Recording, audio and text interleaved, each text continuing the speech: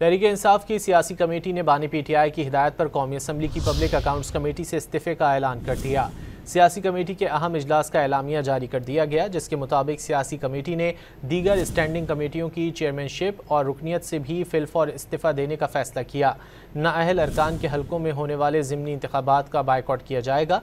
लाहौर के हल्का NA 129 में मियाँ अजहर की वफ़ात के बाद खाली नशिस्त पर ज़िमनी इंतखाब में हिस्सा लिया जाएगा। सियासी मामलात मज़ीद मुशावरत के लिए सियासी कमेटी के सुपुर्द कर दिए गए। तहरीक-ए-इंसाफ की सियासी कमेटी ने बानी पीटीआई की हिदायत पर कौमी असम्बली की पब्लिक अकाउंट्स कमेटी से इस्तीफे का ऐलान कर दिया। सियासी कमेटी के अहम इजलास का एलामिया जारी कर दिया गया, जिसके मुताबिक सियासी कमेटी ने दीगर स्टैंडिंग कमेटियों की चेयरमैनशिप और रुकनीत से भी फिलफौर इस्तीफ़ा देने का फैसला किया। नाअहल अरकान के हलकों में होने वाले ज़िमनी इंतखाबात का बायकॉट किया जाएगा। लाहौर के हल्का NA 129 में मियाँ अजहर की वफ़ात के बाद खाली नशिस्त पर ज़िमनी इंतखाब में हिस्सा लिया जाएगा। सियासी मामलात मज़ीद मुशावरत के लिए सियासी कमेटी के सुपुर्द कर दिए गए।